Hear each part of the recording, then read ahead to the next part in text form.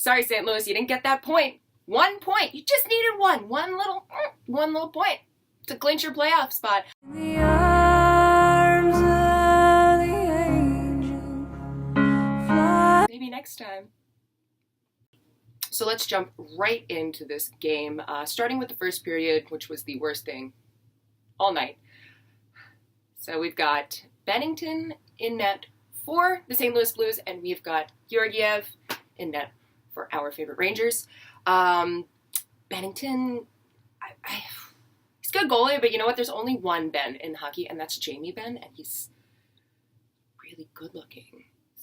Sorry, Bennington, figure it out. We were scored on twice the first period. Both goals were goals that seemed fairly stoppable. It was just due to mistakes on our part.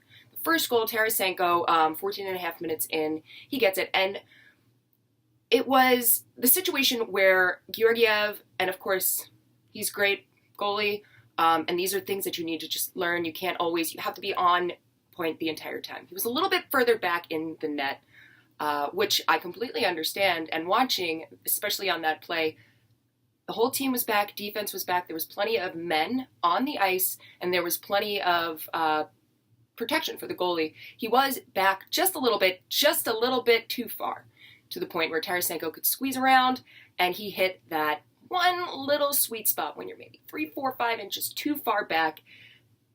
There is going to be a hole. He's got his leg down, he gets it right over his skate, and that kicked off their scoring. The second goal that they scored in the first period was because of not following up on our defense, in my opinion. So Smith has the puck. He gets stripped. He is stripped by Sundqvist, and just like that, Sundqvist drops it in. And what was very frustrating about that particular play is as soon as Smith gets defeated, he gets the puck taken away from him, he doesn't just... There's a split second where he just watches what's going on. And again, as everybody knows, one of the most important things to do is follow through, no matter what. There was nobody pushing in on him. Nobody seemed to be backing him up and offer any kind of protection. So when he did get stripped, that split second, just watching the play that he did, just processing like, oh, I got beat, rather than just following through, was enough for him to get the puck right in front of the net, and Perron scored. So that was the second goal, and that was the final goal that they would score for today. The first period ended, and Zibby scores. And then they took it away. Why would you... There was goalie interference, I will give them that. It was not Zbanich's fault. Brendan Smith skating backwards. He was in perfect position, too. He was in great position. They're coming up on the play. Smitty turns around, he's skating backwards, and his right skate clips the left skate of the goalie. So, of course, they called up Toronto, and the goal was reversed. Very frustrating going into the first intermission, being down 2, especially after having that goal taken away from us. However, the second period, everything turned around. 2 minutes and 22 seconds into the second period, Vlad Namestnikov is able to scoop up a lost puck off of the St. Louis Blues. So they have a turnover. There is no St. Louis player in sight. Namestnikov picks off the puck, and he has a ton of room.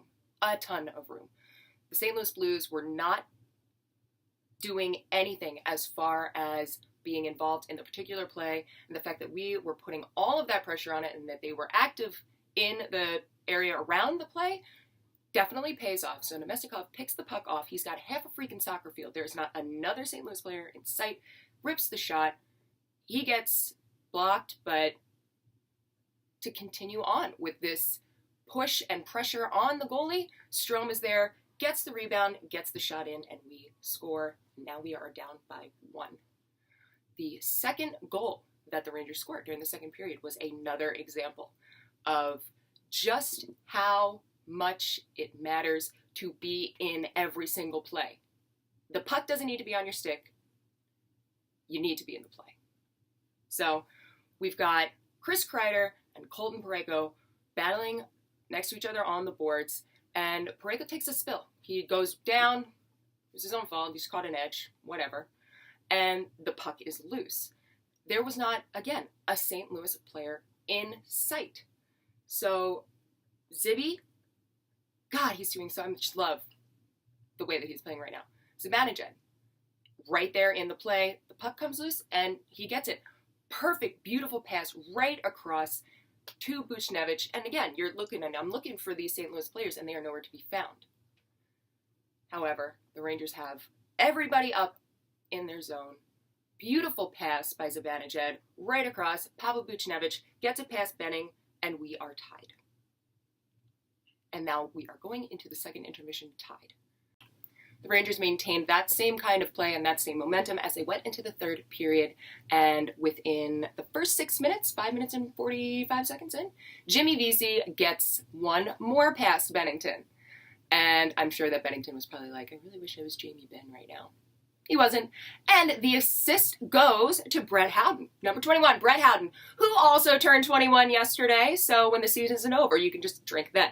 But right now, you're not allowed to drink. I'll drink for you.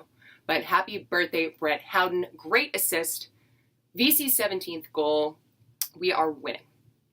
It seems like the Blues are falling apart at this time. And it seems like we are falling together.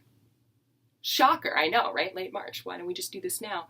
And very similar to the last second goal on Zibanejad from the other night, Chris Kreider manages to snag one with only 6 seconds left.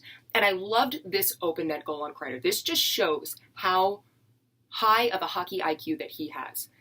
They have an empty net battling through, and the puck comes loose, and the pass comes through. And then you see number 27, Petroangelo, or whatever his name is, for the Blues, he dives down immediately. He doesn't think past watching the puck and diving in. And Kreider stands there, puck on stick, empty net right there, and watches this guy dive down. He does it like a pump fake in basketball. He doesn't even do a pump fake. Like, he just has the puck.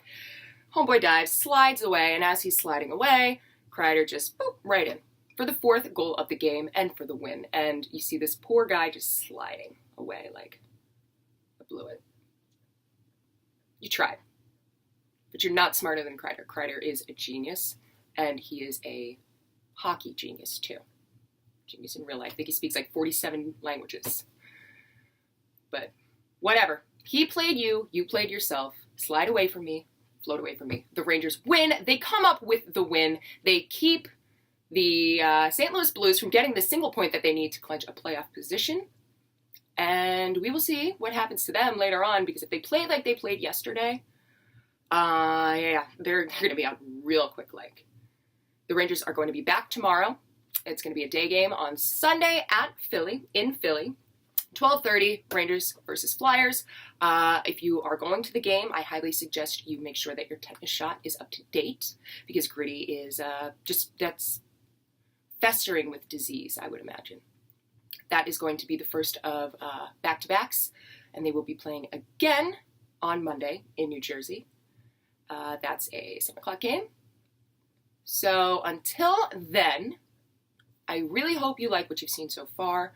If you have any comments, questions, suggestions, anything more you want to see, please put that in the comments. Subscribe. And if you want any more Glove Drop, I finally got some more things tweaked on the website. Again, I apologize. This is my first time ever doing any of this. That can all be found at www.theglovedrop.com.